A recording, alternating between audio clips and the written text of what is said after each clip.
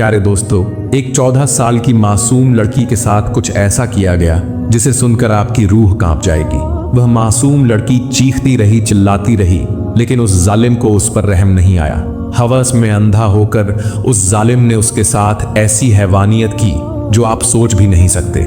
आखिर उस मासूम लड़की की ऐसी क्या मजबूरी थी जिसके साथ ऐसा सुलूक किया गया? तो इस दर्दनाक वाक्य की पूरी हकीकत जानने के लिए आखिर तक हमारे साथ बने रहिए। शहर की चहल पहल से दूर एक सादा मगर पुरसुकून गांव था। उसी गांव में एक छोटा सा घर था जहां हबीबुल्लाह अपनी बीवी आबिदा के साथ अपनी जिंदगी गुजार रहा था। हबीबुल्लाह और आबिदा की 2 बेटियां और एक बेटा था।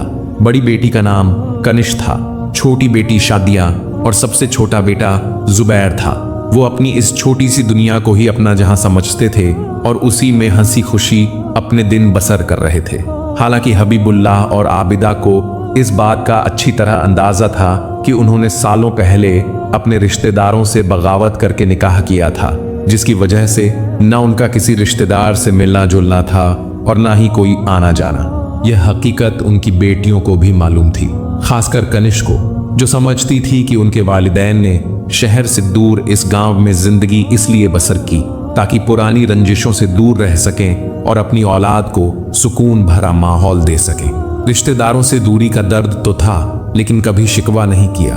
वो कहा करते, अगर अल्लाह ने हमें मिलाया है तो वही हमारी राह आसान करेगा। लेकिन एक डर हमेशा उनके दिल के किसी कोने में चुपचाप बैठा रहता था, कहीं हमारी बेटियों या हमारे बेटे के साथ भी वो सितम ना हो जो कभी हमारे साथ हुआ था।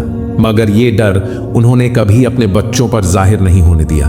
उनकी कोशिश रही कि उनके घर की फिजा में बस मोहब्बत, तहजीब और सुकून ही हो। बड़ी बेटी कनिश 22 साल की हो चुकी थी, छोटी बेटी शादिया 14 साल की थी, नर्म मिजाज और हर बात में अदब रखने वाली, और जुबैर 10 साल का मासूम बेटा पूरे घर की रौनक था। उसकी शरारतें भी इतनी प्यारी थीं कि थकी हुई शामें भी हंसी में बदल जाती थीं। कनिश अपनी उम्र से कहीं ज्यादा समझदार और जिम्मेदार थी। हर सुबह जल्दी उठ जाती और सुकून से पूरे घर का कामकाज संभालती।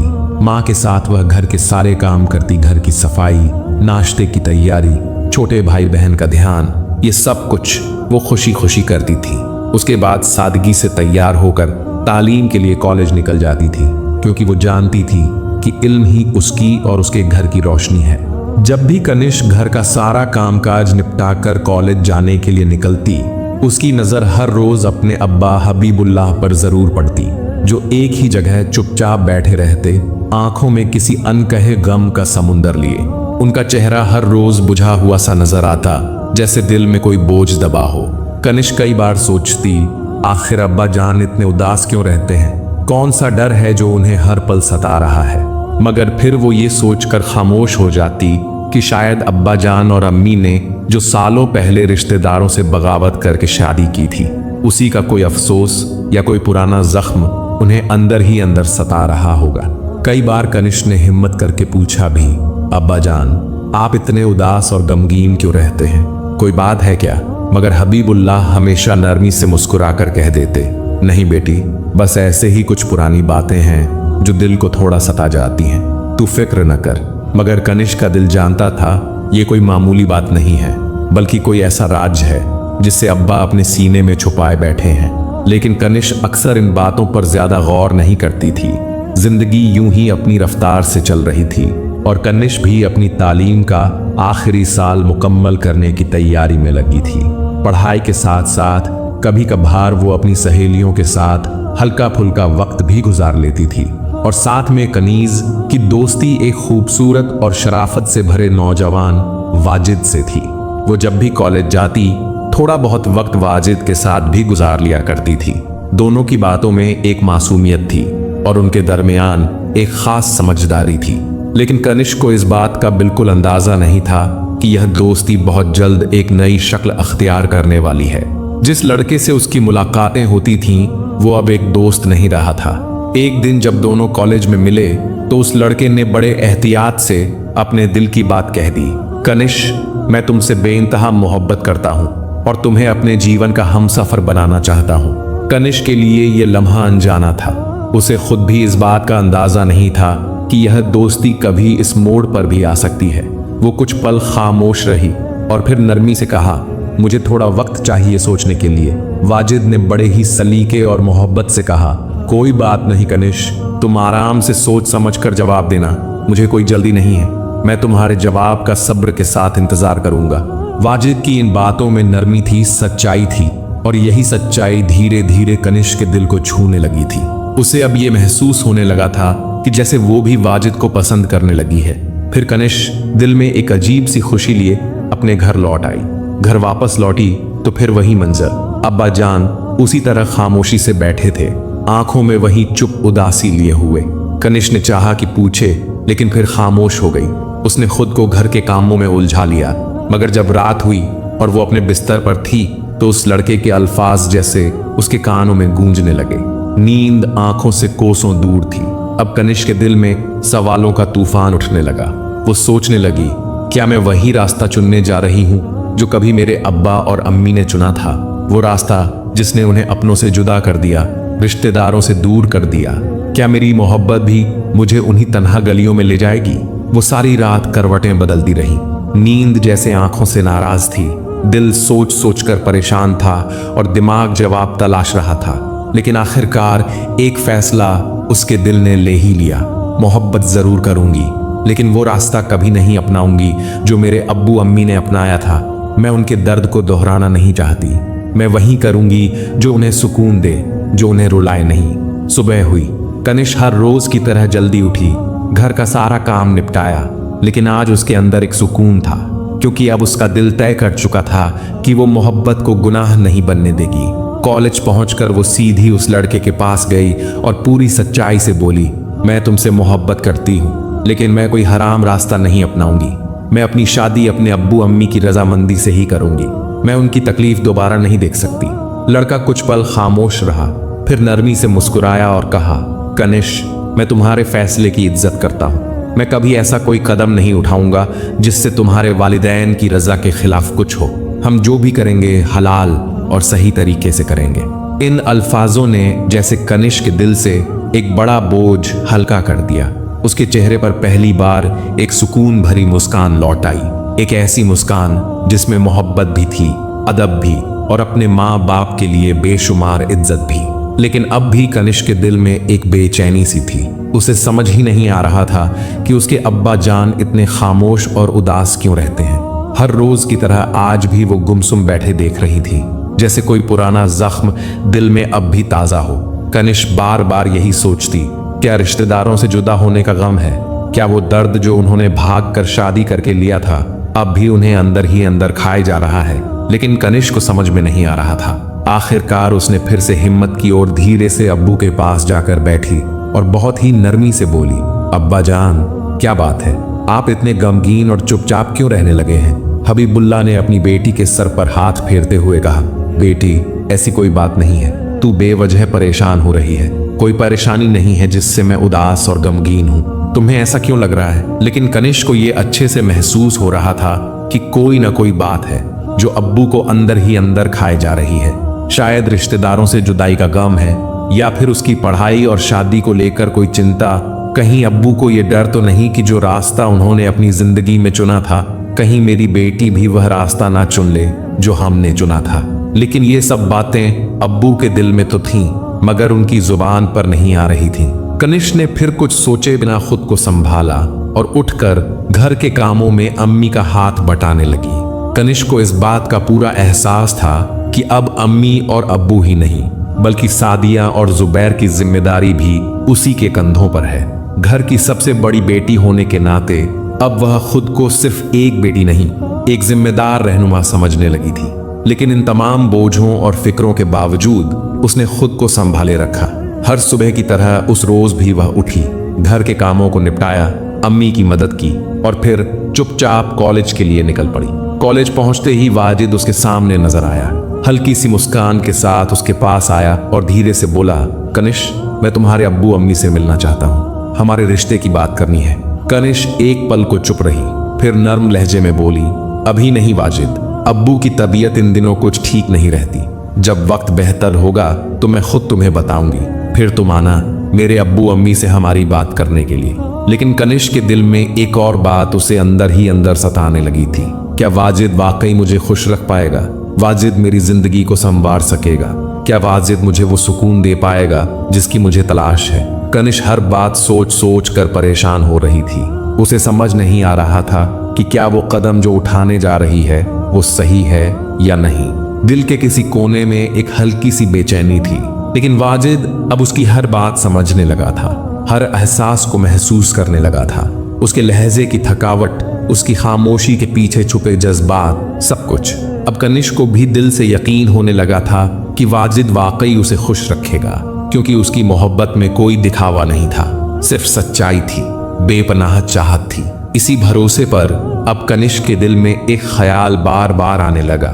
क्या अब वक्त आ गया है कि मैं यह सब अम्मी अब्बू से कह दूं?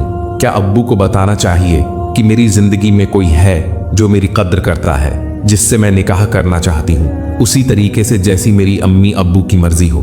कई रातें इसी सोच में बीती, और फिर एक दिन जब अब्बा रोज की तरह चुपचाप उसी उदासी में बैठे हुए थे, कनिष्क ने हिम्मत जुटाई, दिल की धड़कनों को संभालते हुए उनके पास गई, बैठी और धीमी आवाज में कहा, अब्बा जान, मैं आपसे एक जरूरी बात कहना चाहती हूँ। हबीबुल्लाह ने कहा, हाँ कहो बेटी, क्या बात है? फिर कनिष्क ने दिल खोलकर वह सारी बातें अपने अब्बू को बता जो वो इतने वक्त से दिल में छुपा कर बैठी थी।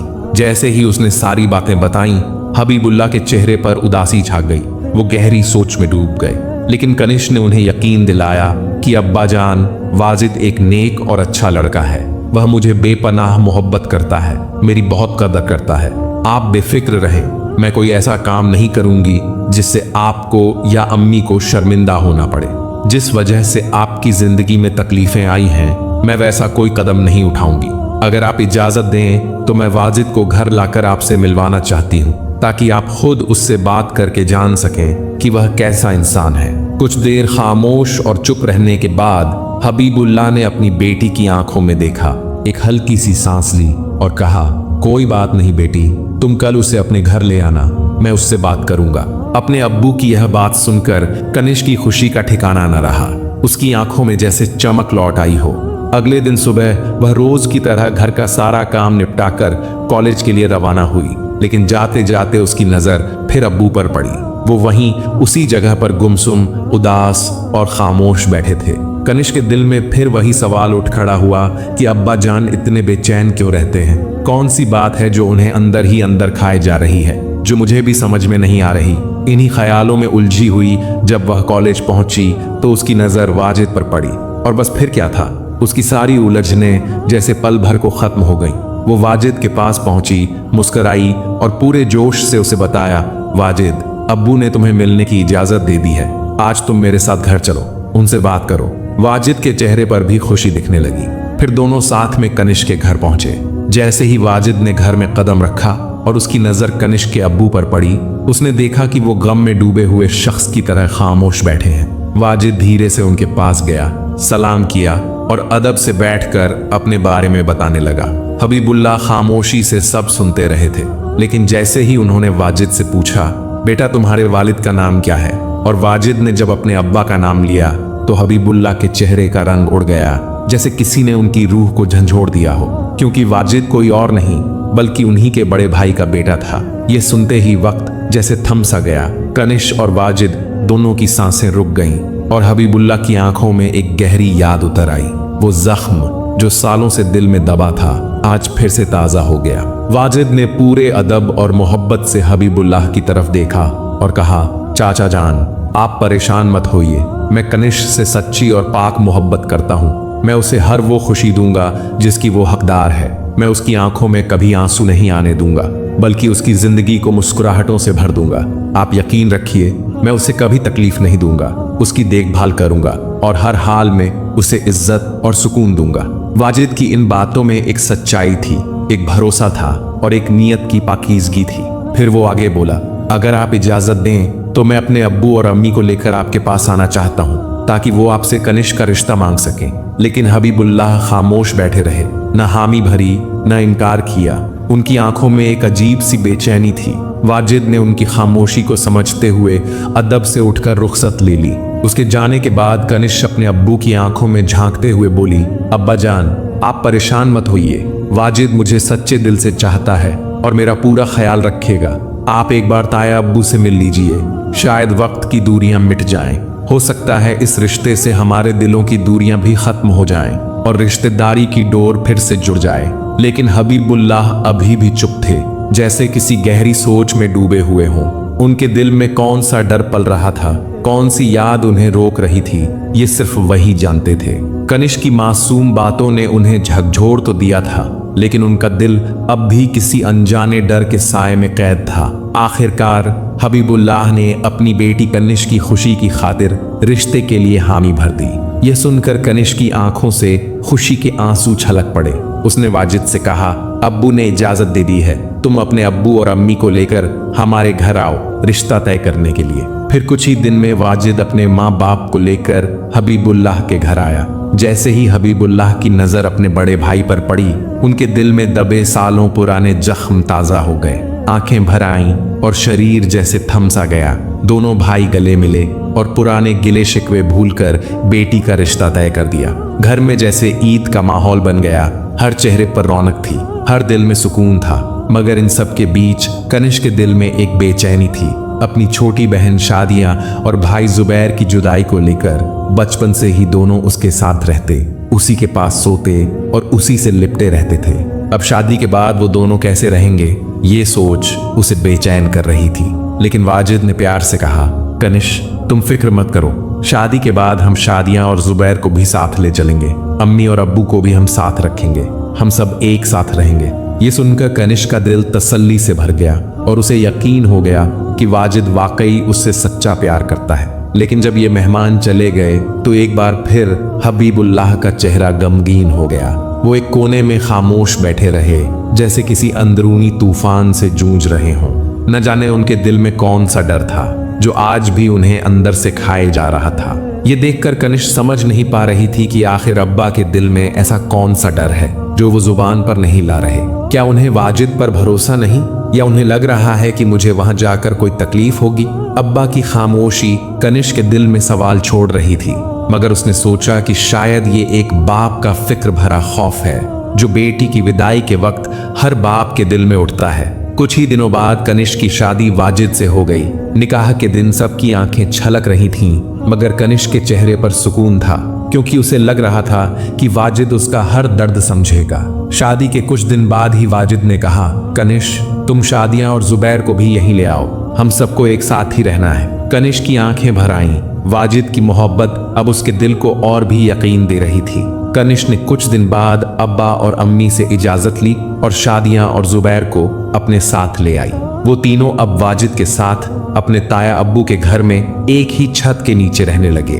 वाजिद कनिष्क से बेपनाह मोहब्बत करता था और ताया अब्बू भी उसे अपनी बेटी की तरह चाहते थे। जब कनिष्क ने ये सब कुछ देखा तो कुछ दिन बाद अपने अब्बा के पास जाकर बताया और कहा, अब्बा जान, अब आप क्यों अकेले रह रहे हैं, चलिए हमारे साथ, अब हम सब एक साथ रहेंगे। ताया अब्बू भी हम सब से बेपनाह मोहब्बत करते हैं। ये सब कुछ सुने के बाद, कई रातों की सोच और तन्हाई के बाद हबीबुल्लाह ने भी हामी भर दी। वो अपनी बीवी के साथ बड़े भाई के घर आ गए और फिर वो सब लोग एक ही छत के नीचे रहने लगे, मोहब्बत, इज्जत और अपनेपन के साथ। कनिष्क वो सब कुछ देखती और दिल ही दिल में अल्लाह का शुक्र अदा करती कि उसे एक ऐसा शौहर मिला जो उसे समझता है, एक ऐसा ससुर जो बाप से भी बढ़कर है, और एक ऐसा घर जिसमें अब न तन्हाई थी न डर, बस सुकून था। लेकिन उन्हें क्या पता था कि ये सारी खुशियां, ये सुकून बस कुछ ही वक्त के मेहमान हैं। जिन लम्हों को वो अपनी जिंदगी की सबसे बड़ी नेमत समझ बैठी है,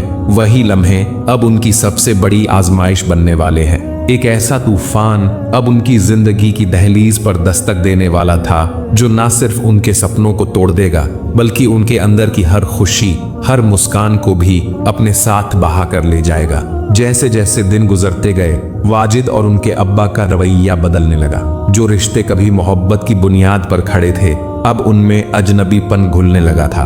पहले सब लोग एक साथ बैठकर खाना खाते थे, हंसी मजाक होता था। लेकिन अब वाजिद, उनके अब्बा और अम्मी चुपचाप अपने कमरे में खाना खाने लगे और हबीबुल्लाह और आबिदा को जैसे उस घर का हिस्सा ही नहीं समझा गया।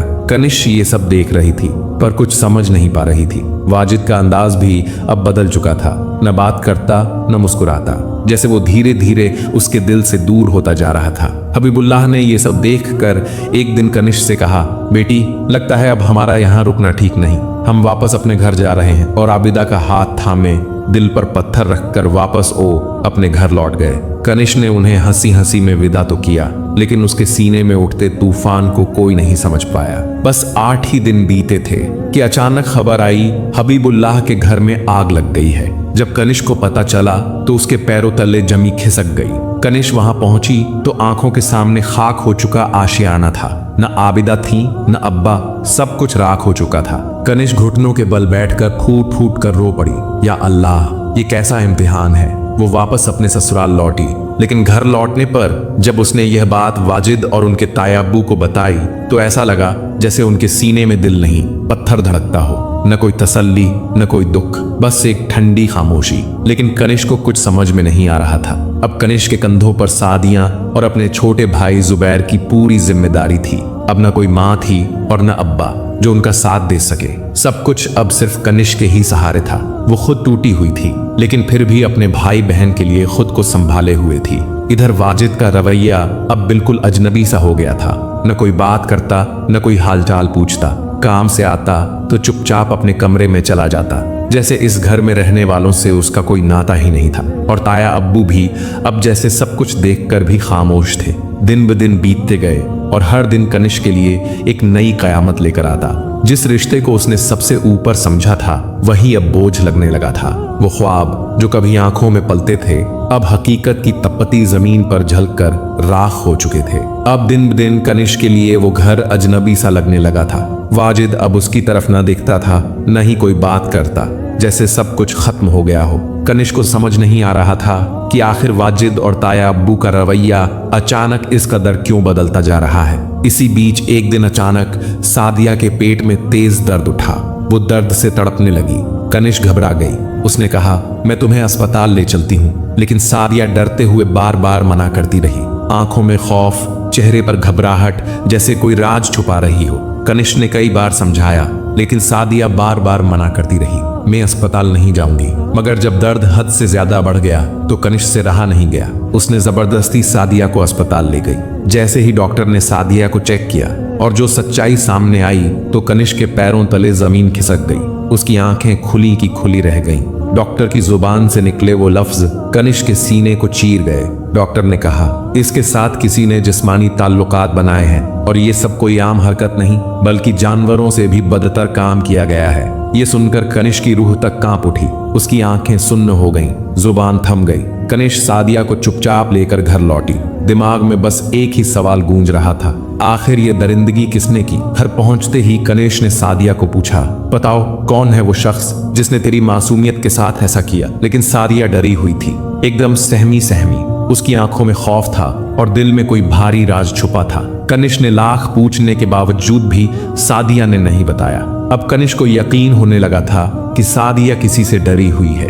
घर में तो कोई बाहर वाला आता नहीं था, फिर ऐसा गंदा खेल कौन खेल रहा है। कनिश अब सादिया को हर रात अपने पास सुलाती थी, उसकी हर हरकत पर नजर रखती थी और हर वक्त बस एक ही बात उसके जहन में घूमती रहती, कहीं ये सब वाजिद तो नहीं कर रहा। लेकिन वाजिद ऐसी नीच हरकत कैसे कर सकता है? वाजिद ऐसा घिनौना काम नहीं कर सकता। बहुत सारे सवाल उसके मन में चल रहे थे, लेकिन कुछ दिन ऐसे ही गुजर गए। फिर एक रात कनिश की नींद उस वक्त टूट गई जब किचन से हल्की सी रोशनी और किसी के रोने की आवाज आई। उसने इधर उधर देखा, सादिया बिस्तर पर नहीं थी। कनिश का दिल धड़कने लगा। वह दबे कदमों से किचन की तरफ बढ़ी और जैसे ही दरवाजे के पास पहुंची, अंदर का मंजर देखकर उसके होश उड़ गए। वहां कोई और नहीं, वाजिद और सादिया थी। सादिया की आंखें आंसुओं से भीगी थीं और वाजिद उसी पर हाथ डाल रहा था, उसी को डरा रहा था, उसी को धमका रहा था। कनिष्क के पैरों तले जमीन खिसक गई। जिस इंसान को कभी अपना हमसफर समझा था, आज वही उसकी मासूम बहन की इज्जत को नोच रहा था। कनिष्क चुपचाप पीछे हट गई, आंखों में आंसू, सीने में आग जल रही थी। फिर कुछ ही देर बाद सादिया चुपचाप सहमी हुई सी आकर कनिष्क के पास सो गई। उसकी खामोशी बहुत कुछ कह रही थी, लेकिन जुबान जैसे डर के बोझ तले दबी हुई थी। कनिष्क के दिल में सवालों का तूफान उठ रहा था। ये सब आखिर क्यों और कैसे हुआ? वाजिद इतनी घिनौनी हद तक कैसे गिर सकता है? जिस इंसान को अपना सब कुछ समझा, अपने घर का हिस्सा समझा था, वही इतना घिनौना काम कैसे कर सकता है? ये सोचकर कनिष्क अंदर से टूट चुकी थी, लेकिन अब उसे यकीन हो गया था कि सादिया कुछ बहुत बड़ा राज उससे छुपा रही है। रात जैसे तैसे गुजरी और सुबह होते ही जैसे ही वाजिद काम पर निकल गया, कनिष्क ने सादिया को अकेले में बुलाया और सच्चाई पूछी। उसने प्यार से कहा, बिल्कुल मत डर, जो भी सच है मुझे बता दे, मैं हमेशा तेरे साथ हूँ। ये सुनकर सादिया रोने लगी और फिर हिम्मत करके उसने सारी बातें अपनी बहन को बताने लगी। सादिया ने बताया कि जिस दिन से तुम्हारी सगाई हुई थी, उसी दिन से वाजिद मेरे साथ हराम हरकतें कर रहा था। कई बार मेरे जिस्म के साथ खेल चुका था और हर बार जान से मारने की धमकी देता था। सादिया ने बताया कि अम्मी अब्बू को भी वाजिद ने ही जिंदा जला दिया था, क्योंकि अब्बू से वाजिद और ताया अब्बू को पुरानी दुश्मनी थी और वो उस दुश्मनी का बदला ले रहे थे। और वाजिद ने मुझसे कहा था, अगर तूने यह बात किसी को बताई तो मैं तुम सबको मार दूंगा। ये सब सुनकर कनिष्क के पैरों तले जमीन खिसक गई। अब कनिष्क सब कुछ समझ चुकी थी। अब्बू की परेशानी, उनकी उदासी और वो अजीब सा डर, इसीलिए अब्बू हमेशा परेशान रहते थे। अब कनिष्क ने फैसला कर लिया था कि अब और नहीं, अब इन जालिमों को उनके गुनाहों की सजा दिलाकर ही दम लूंगी, चाहे मुझे अपनी जान ही क्यों न दांव पर लगानी पड़े। अब कनिष्क ने यहाँ से खामोशी से निकलने की तैयारी कर ली। कनिष्क अब समझ चुकी थी, अगर उन जालिमों को पता चला तो वह हमें भी जिंदा नहीं छोड़ेंगे और हमारी भी यहाँ कब्र बना देंगे। इसलिए खामोशी से यहाँ से निकलना ही बेहतर है। जब घर में कोई नहीं था, तब वो अपने छोटे भाई जुबैर और सादिया को लेकर निकल पड़ी। वो सीधा अब्बा के पुराने दोस्त के पास पहुंची, जो कि एक ईमानदार रिटायर्ड पुलिस अफसर थे। उन तीनों ने मिलकर उन्हें सारा हाल सुनाया।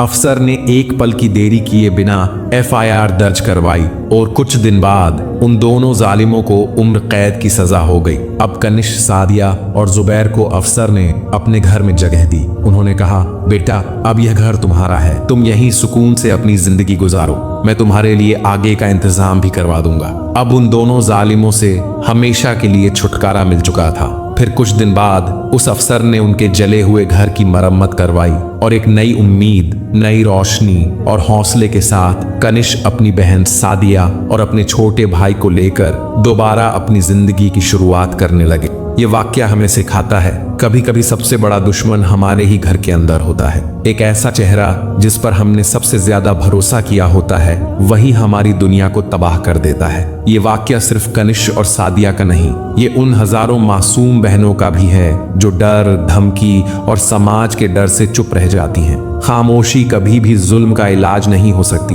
बल्कि सच्चाई की आवाज ही अंधेरे में उजाले की रोशनी बनती है। कनिष्क की हिम्मत ने न सिर्फ अपनी बहन को बचाया, बल्कि उन दरिंदों को उनकी असली जगह भी दिखा दी। अगर दिल से ये वाक्य छू गया हो तो इसे एक इबादत समझकर आगे जरूर बढ़ाना, ताकि हर वो लड़की जिसे अब भी इंसाफ की तलाश है, उसे भी उम्मीद मिल सके।